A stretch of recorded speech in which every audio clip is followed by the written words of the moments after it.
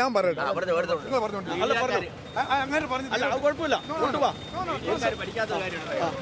UDF നിൽക്കാത്തവരവിടെ ഉണ്ടോ? UDF-ലും LDF-ലും മാറി മാറി നിൽക്കാത്തവർ അപ്പുറം ഇപ്പുറം ഉണ്ടോ? ഇല്ലല്ലോ. രാഷ്ട്രീയത്തിൽ അങ്ങനെയാണ്, വലിയ സ്ഥിര സ്വഭാവമൊന്നുമില്ല, അത് ഇടതുപക്ഷ പ്രസ്ഥാനങ്ങൾക്ക് മാത്രമേ ഉള്ളൂ. പക്ഷേ ഇന്ന് നമ്മൾ കണ്ടില്ലേ, ഉച്ച കഴിഞ്ഞപ്പോഴത്തേന് എത്ര കോൺഗ്രസ്സുകാർ BJP-ലേക്ക് പോയി, വെറും മെമ്പർമാരല്ല. ബംഗാളി CPM പോയില്ലേ, ഒറ്റ MLA കിട്ടിയോ നിങ്ങൾക്ക്? ബംഗാളി തിരുപ്പുര കിട്ടിയോ ചോദിക്ക്, ബംഗാളി തിരുപ്പുര കിട്ടിയോ നിങ്ങൾക്ക്? ഒറ്റ ഒരെണ്ണം ഇല്ല. അത് പറ നിങ്ങള്. എന്നാ മാറും? ഓ, ബംഗാളി കിട്ടി, ത്രിപുര കിട്ടി, ഒന്നുമില്ല. കോട്ടയത്ത് ജയിച്ചൊരു സ്ഥാനാർത്ഥി ഉണ്ടല്ലോ, അതുകൊണ്ട് കോട്ടയം മാറി ചിന്തിക്കുന്നില്ല. കോട്ടയത്ത് ജയിച്ചൊരു സ്ഥാനാർത്ഥിയുണ്ട്, കോട്ടയംകാരൻ തന്നെയാണ്. കഴിഞ്ഞ ലോക്സഭയിൽ കേരളത്തിൽ നിന്ന് പോയിട്ടുള്ളതിൽ 100% വിജയം നേടിയൊരു സ്ഥാനാർത്ഥിയാണ്. പക്ഷേ വികസന പ്രവർത്തനങ്ങളിൽ മറ്റ് യാതൊരു രാഷ്ട്രീയമായിട്ടുള്ള യാതൊരു എതിർപ്പുകളോ അല്ലെങ്കിൽ ആരോപണങ്ങളോ ആക്ഷേപങ്ങളോ ഒന്നുമില്ലാത്ത ക്ലിയറായിട്ടുള്ള ഒരു സത്യസന്ധനായ ഒരു പൊളിറ്റീഷ്യൻ ഇവിടെ ജയിച്ചിട്ടുണ്ട്. അദ്ദേഹം തന്നെ ജയിക്കും എന്നുള്ളതാണ് എൻ്റെ അഭിപ്രായം. അതാണ് ശരി. രാഷ്ട്രീയത്തിൽ അങ്ങനെ കൃത്യമായ ഒരു ഇതില്ലല്ലോ. രാഷ്ട്രീയത്തിൽ കൃത്യമായി എതിർക്കാൻ പറ്റില്ല. കാരണം ഇന്നത്തെ UDF നാളത്തെ BJP-യാണ്. മനസ്സിലായില്ലേ? ഇന്നലെ വരെ പോയി, ഇപ്പോൾ പോയിക്കൊണ്ടിരിക്കുന്നു. അപ്പോൾ അത് കൃത്യമായ ഒരു കാര്യങ്ങൾ നമുക്ക് പറയാൻ പറ്റില്ല. അതെന്തുകൊണ്ടാണ്?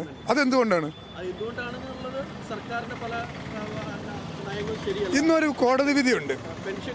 അതാണ് ഇന്നൊരു കോടതി വിധി, അതുമായിട്ട് ബന്ധപ്പെട്ട് അത് നിങ്ങൾ ശ്രദ്ധിച്ചോ? നിങ്ങൾ മീഡിയാസ് കൃത്യമായി ശ്രദ്ധിക്കണം. കേന്ദ്രം നമുക്ക് തരാനുള്ള അർഹതപ്പെട്ട വിഹിതം ഇവിടുന്ന് നികുതി ഇനത്തിൽ GST ഇനത്തിലൊക്കെ വാങ്ങിക്കൊണ്ട് പോകുന്നതിൽ സംസ്ഥാനത്തിന് കടമെടുക്കാനുള്ള ഫെഡറൽ സംവിധാനത്തിൽ എഴുതി വച്ചിട്ടുള്ള ഒരവകാശം അത് തടയുക. എന്തിനാ? സാധാരണക്കാർക്ക് പെൻഷൻ, ആർക്കൊക്കെ പെൻഷൻ കൊടുക്കുന്നത്? സാധാരണക്കാർക്ക് പെൻഷൻ. ഞാൻ പറയട്ടെ, സാധാരണക്കാർക്ക് പെൻഷൻ കൊടുക്കുന്നു. കേരളത്തിലെ മഹാഭൂരിപക്ഷം വരെ സാധാരണക്കാർക്ക് എല്ലാ വിഭാഗം ജനങ്ങൾക്കും പെൻഷൻ കൊടുക്കുന്നു. അതങ്ങനെ കൊടുക്കാൻ പാടില്ല. കൊടുത്തു കഴിഞ്ഞാൽ ജനസമ്മതി കൂടും. അതുകൊണ്ട് എന്ത് ചെയ്യണം? അതിനെ ശ്വാസം മുട്ടിക്കണമെങ്കിൽ കേന്ദ്രത്തിൻ്റെ ചില അധികാരങ്ങൾ ഉപയോഗിച്ച് നോക്കി അപ്പോൾ തന്നെ കേരളം കോടതിയിൽ പോയി, സുപ്രീം കോടതി പോയി. അപ്പോൾ പറയുന്നു ഒത്തുതീർപ്പുമായിട്ട് വരുന്നു, നിങ്ങൾ കേസ് പിൻവലിക്കൂ, ഞങ്ങൾ പൈസ തരാം. അത് ഔദാര്യമല്ലല്ലോ ഓരോ സംസ്ഥാനത്തിനും. അതുപോലെ തന്നെ നിങ്ങൾ ചാർട്ട് എടുത്ത് നോക്കി അറിയാം, ഓരോ സംസ്ഥാനങ്ങൾക്ക് കൊടുക്കുന്ന വിഹിതം എത്രയാണ്, അതിൽ കേരളത്തിന് കിട്ടുന്നത് എത്രയാണ്. നമ്മളെല്ലാം കേരളീയരല്ലേ? ജനങ്ങൾ ചോദിക്കുന്നത് സർക്കാർ ഇത്ര സാമ്പത്തിക ബുദ്ധിമുട്ടിൽ നിൽക്കുമ്പോഴും സർക്കാരിന്റെ പല പ്രഖ്യാപനങ്ങൾ നവകേരള സദസ്സ്, കേരളീയം പോലെയുള്ള പദ്ധതികളിൽ കോടികൾ മുടക്കി ഇത്തരം പദ്ധതികൾ നടപ്പിലാക്കുമ്പോൾ അതിൽ ജനങ്ങൾക്ക് എന്ത് നേട്ടമുണ്ടായി എന്നുള്ളൊരു ചോദ്യമുണ്ട്. അത് ശരിക്കും സർക്കാർ മറുപടി പറയേണ്ടത്. തീർച്ചയായും സർക്കാർ പറയുമല്ലോ. ഞാൻ സർക്കാരിന് വേണ്ടി പറയുന്ന ആളല്ലല്ലോ. അതുകൊണ്ട് തന്നെ അതിൻ്റെ മറുപടി സർക്കാർ പറയും. ഞാൻ സർക്കാരിന് വേണ്ടി പറയില്ല. ഇവിടെ ഈ മൈതാനത്താണ് ഈ മുഖ്യമന്ത്രി പരിപാടി നടന്നത്. അതിനകത്ത് എല്ലാ വിഭാഗം ജനങ്ങളെയും വിളിച്ചു വരുത്തി അവർക്ക് ആവശ്യമുള്ള കാര്യങ്ങൾ എന്താണ് പ്രശ്നം എന്ന് ചോദിച്ചിട്ടുണ്ട്. അതിൻ്റെ റിസൾട്ട് വരുന്ന എപ്പോഴാണ്? പിറ്റേ ദിവസം വരുമോ? ഇല്ല. അത് പഠിക്കണം. പഠിച്ചിട്ട് ചെയ്യാൻ കഴിയുന്നത്രയും കാര്യങ്ങൾ ചെയ്തിരിക്കും. മുഖ്യമന്ത്രി തന്നെ പല വേദികളിൽ പറഞ്ഞു, പ്രത്യേകിച്ച് കോട്ടയത്ത് അറിയാം, ചാഴിക്കാരന്റെ പ്രസംഗത്തിൽ നാട്ടുകാരുടെ പരാതി സ്വീകരിക്കലാണ് എന്ന് പറയുമ്പോഴും മുഖ്യമന്ത്രി അടുത്ത പ്രസംഗത്തിൽ പറഞ്ഞതാണ് ഇത് പരാതി സ്വീകരിക്കൽ പദ്ധതി അല്ല എന്ന് പറഞ്ഞ് വിവാദമുണ്ടായി. അല്ല, അത് ഇതായിട്ട് കൂട്ടിക്കൊടുക്കേണ്ട കാര്യമില്ലല്ലോ. ഇത് പരാതി പരിഹാരമല്ല. മുഖ്യമന്ത്രി ജനങ്ങളുമായിട്ട് നേരിട്ട് സംവദിച്ചിട്ട് എന്താണ് അവരുടെ പ്രശ്നങ്ങൾ അറിയാന്നുള്ളതാണ് പരാതി. അല്ലാതെ മുട്ട വെച്ച് ഒപ്പിടുന്ന പരിപാടിയല്ലല്ലോ ഇത്. അങ്ങനെ കൂടെ നമ്മൾ കാണണ്ടേ? ഉണ്ടെന്നേ. സാമ്പത്തിക ഞെരുക്കം എങ്ങനെ വന്നു നിങ്ങൾ പറയൂ. ഇവിടെ ഈ കേരള സർക്കാരിന് ഏറ്റവും കൂടുതൽ ബുദ്ധിമുട്ടിക്കുന്ന ആരാണ്? ഞാൻ ചോദിക്കുന്നത്, കേരളത്തിലെ ഈ സർക്കാരിന് ഏറ്റവും കൂടുതൽ ബുദ്ധിമുട്ടിക്കുന്ന ആരാണ്?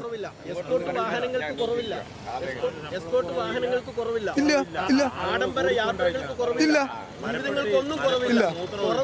സാധാരണക്കാരുടെ പെൻഷൻ കിട്ടുന്നില്ല, റേഷൻ കടയിൽ പോകുമ്പോൾ സാധനങ്ങൾ കിട്ടുന്നില്ല. ആർക്കാണ് പെൻഷൻ കിട്ടാത്തത്? അതിനെന്ത് മറുപടി സർക്കാർ കൊടുക്കും? എന്താണ് സർക്കാർ അതിനെ മറുപടി കൃത്യമായിട്ട് കൊടുക്കും. അതിന് കഴിവുള്ള സർക്കാരാണ് ഇവിടെ. അല്ല, ഞാനോ മറ്റേ ഇവിടുത്തെ പബ്ലിക്കോ അല്ലല്ലോ സർക്കാരിന് വേണ്ടി വർത്തമാനം പറയേണ്ടത്. നിങ്ങൾക്ക് എന്താണ് ബുദ്ധിമുട്ട്? അത് പറയൂ.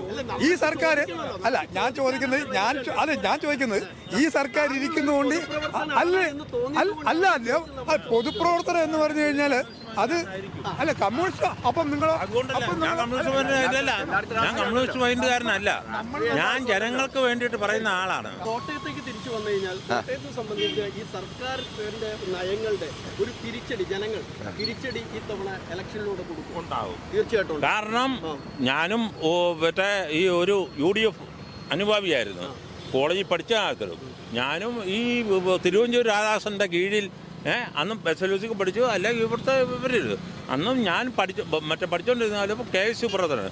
അതിൽ ഞാൻ പട്ടാളത്തിൽ പോയി, പട്ടാളത്തിൽ നിന്ന് പെൻഷൻ പറ്റിയിട്ട് 24 കൊല്ലമായി. അപ്പോൾ ഇത്തവണ കോട്ടയത്തിൽ ആര് പിടിക്കുമെന്നാണ് പറയുന്നത്? ഇവിടെ കോട്ടയത്ത് LDF പിടിക്കുകയില്ല, ഒരു കാരണവശാലും പിടിക്കുകയില്ല. ഇവിടെ UDF കഴിഞ്ഞ തവണ PC തോമസിനെ കൊണ്ട് നിർത്തിയല്ലോ, NDF സ്ഥാനാർത്ഥി PC തോമസ്. പിന്നെ എന്തിനാണ് അവിടുന്ന് അയാൾ പിന്നെ ഈ UDF പോയത്? UDF പോയല്ലോ. NDAക്ക് കേരളത്തിൽ ഒരു സീറ്റ് കിട്ടാൻ ഇപ്പോഴും സാധ്യതയില്ല. NDAക്ക് അപ്പൊ PC തോമസ് അല്ല, സാക്ഷാൽ പ്രധാനമന്ത്രി നരേന്ദ്രമോദി പോലും കോട്ടയം ജില്ലയിൽ നിന്ന് വരുന്ന സീറ്റ് കിട്ടാൻ പോകുന്നില്ല. കാരണം ഇവിടുത്തെ രാഷ്ട്രീയ സാഹചര്യം, മതസാഹചര്യം, പിന്നെ ഇപ്പോൾ ഉള്ള ഒരു പ്രശ്നം റബ്ബറിന്റെ വിലയുടെ ഒരു പ്രധാനം വരെ റബ്ബർ കർഷകരെ ബാധിക്കും. പക്ഷെ എൻ്റെ ഒരു അഭിപ്രായം അത് വലിയ മാറ്റം വരാൻ പോകല. ഇയാള് തോമസ് ചാഴികാടൻ തന്നെ അല്ല, ഇതിൻ്റെ അകത്ത് കാട്ടുമൃഗങ്ങൾ മനുഷ്യനെ കൊല്ലുന്നു. ഈ 10 ലക്ഷം കൊടുക്കുന്ന 50,000 കൊടുക്കുന്നു. ഇന്നലെ പത്രത്തിൽ ഉണ്ടായിരുന്നു 50,000 കൊടുത്താൽ വളരെ ഉണ്ടായിരുന്നു. ഇന്നും കാട്ടുമൃഗങ്ങൾ കൊല്ലുന്നു. ഇതിന് ഗവൺമെന്റ് ഒന്നും ചെയ്യുന്നില്ല. കാട്ടുമൃഗം കൊല്ലണം. ഇതിനെ ഉത്തരവിക്കുന്ന നിയമം കൊണ്ടുവന്നാരാന്നറിയോ? ഇതിനെ കൊണ്ടുവന്നാരാ മേനകാന്തിയാ കൊണ്ടുവന്നത്. അല്ല, ഇത് ഒന്നിനെ കൊല്ലരുതാ പറഞ്ഞത്. സാറിന് തെറ്റി. ഒരു മൃഗങ്ങളെയും കൊല്ലരുതെന്നാണ് മേനകാന്തിയാണ് നിയമം കൊണ്ടുവന്നത്. ഇന്ത്യൻ പാർലമെന്റിൽ കൊണ്ട് മേനകാന്തിയാണ് രാഹുൽ. അപ്പൊ നമുക്ക് ഒരു കാര്യം ചെയ്യാം.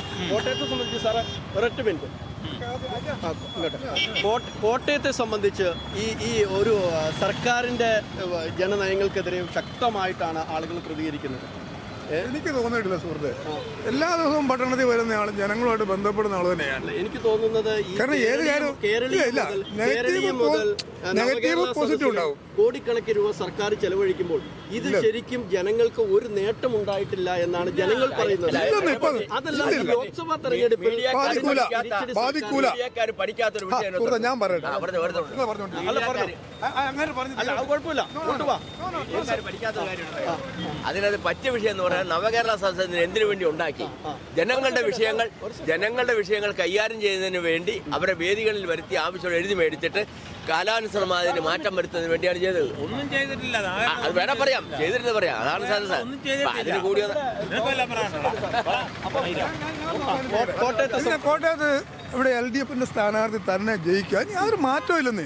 മാറേണ്ട കാര്യമില്ല. കാരണം മീഡിയാസ് അല്ല ഈ ഗവൺമെന്റിന് എതിരാണ്. പക്ഷേ ഇപ്പൊ സോഷ്യൽ മീഡിയ സജീവമായതുകൊണ്ട് അവര് സുഹൃത്തെ അവിടെ കൃത്യമായിട്ട് ഞങ്ങൾ വേണ്ടേ അതുകൊണ്ട് നിങ്ങളെ അല്ല ഞാൻ തോമസ് ചാഴിക്കാരനേക്കാൾ ഉപരി ഞാൻ പറയട്ടെ തോമസ് ചാഴിക്കാരനേക്കാൾ ഉപരി കോട്ടയം പാർലമെന്റ് മണ്ഡലത്തിലെ ജയിച്ചു വരാൻ പോകുന്ന LDF ആണ്. അത് ഈ സ്ഥാനാർത്ഥി ആയിക്കോട്ടെ LDF ആണ്. തോമസ് ചാഴിക്കാരനായിരിക്കാം, അയാളൊരു പ്രതിനിധി മാത്രമേ ഉള്ളൂ. LDF ജയിക്കും. കാരണം അതുപോലുള്ള ആയിക്കോട്ടെ. UDF നിൽക്കാത്തവരവിടെ ഉണ്ടോ? UDFലും LDFലും മാറി നിൽക്കാത്തവർ അപ്പുറം ഇപ്പുറം ഉണ്ടോ? ഇല്ലല്ലോ.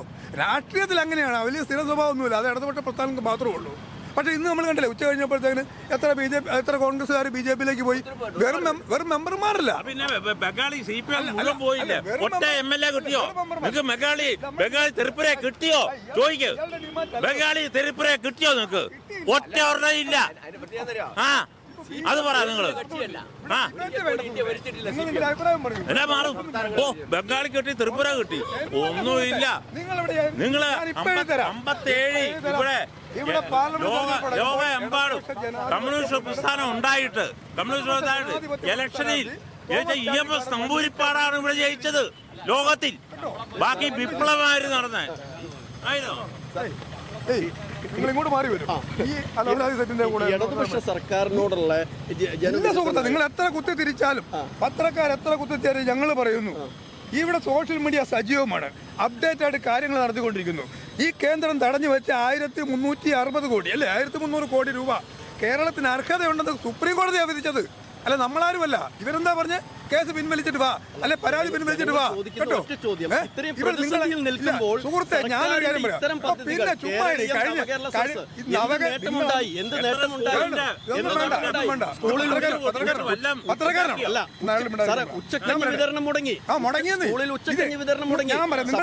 സാധനങ്ങളില്ല, റേഷൻ കടയിൽ സാധനങ്ങളില്ല, ആശുപത്രികളിൽ മരുന്നില്ല. ജനങ്ങൾ പോകുമ്പോൾ അനുഭവിക്കുന്നത് ജനങ്ങൾ നിങ്ങളല്ലേ, നിങ്ങൾക്ക് ആശുപത്രിയിൽ പോയിരുന്നു, ജനങ്ങൾ പോയി പരിശോധിക്കുന്നു. ജനങ്ങൾ എന്ന് പറയുന്നത് ഞാനും നിങ്ങൾ അടക്കുന്നവരാണ്. ഈ ഞാൻ പാറമ്പഴ ഹോസ്പിറ്റലിൽ പോയി കൃത്യമായി 1 മാസത്തെ മരുന്ന് ഒന്നും ചേർത്തോണ്ടിരുന്ന എന്നോടാണോ മരുന്നില്ലെന്ന് പറയാ? പാറമ്പഴ ആശുപത്രി നമ്മളെ ഇവിടെ ഉണ്ടല്ലോ. സുഹൃത്തെ ഞാൻ പറഞ്ഞേക്കും ആണോ? ആദ്യമായിട്ടാണോ? ആന്റണി എന്താ പറഞ്ഞത്? ശമ്പളം കൊടുത്തില്ല പിന്നെ കുഴപ്പമില്ല, ട്രഷറി പൂട്ടി അങ്ങോട്ട് പോകാൻ പറയാനാ പറഞ്ഞത്. ആണോ? അതിന് സമരം ചെയ്തവനാ ഞാൻ. എന്നെ പഠിപ്പിക്കണ്ട. അവരുടെയും പൈസ എടുത്തല്ലേ ഇവിടെ ശമ്പളം കൊടുക്കുന്ന പെൻഷൻ കൊടുക്കുന്നത്. 1200 രൂപ കൊടുക്കുന്നുണ്ടോ? മീഡിയാസിനോട് വർത്താനം പറഞ്ഞു. എനിക്ക് നിങ്ങളോടല്ല പറയണ്ട, എനിക്ക് മീഡിയാസിനോട് പറയാ. അവർ ചോദിച്ചു, നിങ്ങളെന്ന് വിളിച്ചില്ല, അവർ ചോദിച്ചു, ഞാൻ മറുപടി വരുന്നു. നിങ്ങൾ പത്രക്കാർ മുഴുവനും, ചാനലുകാർ മുഴുവനും ഈ ഇടതുപക്ഷ ജനാധിപത്യ മുന്നണി ജനങ്ങളുടെ ശത്രുവാണെന്ന് പറഞ്ഞു. പക്ഷേ ലോക്സഭാ തെരഞ്ഞെടുപ്പിൽ കേരളത്തിലെ പ്രബുദ്ധരായിട്ടുള്ള ജനങ്ങൾ, നിങ്ങളെപ്പോലുള്ള ആളുകൾ ഈ മൈക്കും പിടിച്ചുകൊണ്ട് കോളേജ് ക്യാമ്പസിൽ പോയപ്പോൾ പിള്ളേരെന്താ പറയുന്നത്? നിങ്ങളും കാണുന്നുണ്ടല്ലോ. രാഷ്ട്രീയവും ജനങ്ങൾ ചർച്ച ചെയ്യുന്നില്ല. ഇവിടെ ഇടതുപക്ഷ നിങ്ങൾ എന്നാ വേലത്തിനുള്ളിയാലും ഇവിടെ ഇടതുപക്ഷ ജനാധിപത്യ മുന്നണി ജയിക്കും. അതിന് കാരണം എന്താ കാരണം? ശക്തമായ ഒരു ബദൽ ഇവിടെ ഇല്ല, ഒരു കോൺഗ്രസ് ഇല്ല ഇവിടെ. ഉണ്ട്. മറ്റേ ആ ചേട്ടൻ പറഞ്ഞ പോലെ തന്നെ കഴിഞ്ഞ തവണ രാഹുൽ ഗാന്ധി പ്രധാനമന്ത്രിയാവുന്നുള്ള ഒരു വ്യാമോഹത്തിന്റെ പേരിൽ 19 അടിച്ചെടുത്തോണ്ട് പോയതാ. ഇത്തവണ 19+1 ആയിരിക്കും, അല്ലെ 10 മുകളിലായിരിക്കും LDF. അത് പ്രവചിക്കാമെന്ന് എനിക്ക് എഴുതില്ല. എന്നാലും ഭൂരിപക്ഷത്തിനടുത്ത് 10 കൂടുതൽ സീറ്റുമായിട്ട് ഇടതുപക്ഷ ജനാധിപത്യ മുന്നണി ജയിച്ചു വരുമ്പോൾ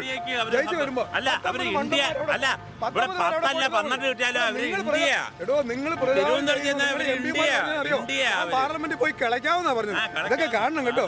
നിങ്ങളുടെ MP-മാർ പറയുന്ന ഞങ്ങൾ അങ്ങോട്ട് പാർലമെന്റിൽ പോയി കിളയ്ക്കാവുന്നു. പക്ഷെ അങ്ങനെയല്ല ഞങ്ങളെ മനസ്സിലായോ? ഇവിടുന്ന് തെരഞ്ഞെടുത്തൂടെ കേരളത്തിലെ ഏറ്റവും നല്ല പെർഫോമൻസിന് ഒരു മീഡിയക്കാരനായ ജോൺ ബ്രിട്ടാസിനല്ലേ അവാർഡ് കിട്ടിയത്? അയാളല്ലേ ആദരിച്ചത്? ഇവിടെ വേറെ ഉണ്ടായിരുന്നു, MP-മാർ വേറെ ഉണ്ടായിരുന്നല്ലോ. ഇയൊക്കെ അറിയത്തില്ല. അറിയത്തില്ല. അയാൾ MP-യാ, നിലവിൽ MP-യാ. അയാൾ നിലവിൽ ഇവിടുന്ന് ബ്രിട്ടാസിനേക്കാൾ കഴിവുള്ള 19 കോൺഗ്രസിന്റെ MP-മാരിവിടെ പോയി. എന്ത് ചെയ്തു? ആർക്കെങ്കിലും ഒരു പരാമർശം കിട്ടിയോ? പക്ഷേ ബ്രിട്ടാസിനെ പോലുള്ള MP-യുടെ പെർഫോമൻസിന് ഇന്ന് പരാമർശം കിട്ടി, ആദരവും കിട്ടി. എന്തുകൊണ്ടാ? അയാൾ നല്ല പ്രസംഗം ഹിന്ദി ചെയ്തുകൊണ്ടല്ല, ജനങ്ങളുടെ പ്രശ്നങ്ങളും ഈ ഗവൺമെന്റിന്റെ സെൻട്രൽ ഗവൺമെന്റ് നയങ്ങൾക്കെതിരായും പ്രസംഗിച്ചു. എങ്കിൽ പോലും ഏറ്റവും ബെസ്റ്റ് പെർഫോമറായിട്ട് അയാൾ തിരഞ്ഞെടുക്കാൻ പറ്റിയില്ലേ? ഇതാണ് ഇടതുപക്ഷത്തിന്റെ ഓരോ മുന്നണിയും. കഴിഞ്ഞ തവണ പ്രഗത്ഭരായിട്ടുള്ള ഇടതുപക്ഷ സ്ഥാനാർത്ഥികൾ തോക്കാൻ കാരണം എന്താ? ഈ പറഞ്ഞ പോലെ രാഹുൽ ഗാന്ധി പ്രധാനമന്ത്രി, ആ ഒരു വികാരം ഉയർന്നിട്ടുണ്ട്. ഇത്തവണ അതില്ല. അതുകൊണ്ട് തന്നെ കോട്ടയത്ത് മാറി ചിന്തിക്കേണ്ട കാര്യമില്ല. 100% ഫണ്ട് വിനിയോഗിച്ച MP അയാൾ ജയിക്കും എന്ന് തന്നെയാണ് എൻ്റെ വിശ്വാസം. എന്തായാലും കോട്ടയം നഗരം ലോക്സഭാ തെരഞ്ഞെടുപ്പിന്റെ ആവേശത്തിലും ചൂടിലുമാണ്. നമുക്ക് ഓരോ ദിവസങ്ങളും ജനങ്ങളുടെ ഓരോ പ്രതികരണങ്ങളും കണ്ട് അറിയേണ്ടതുണ്ട്.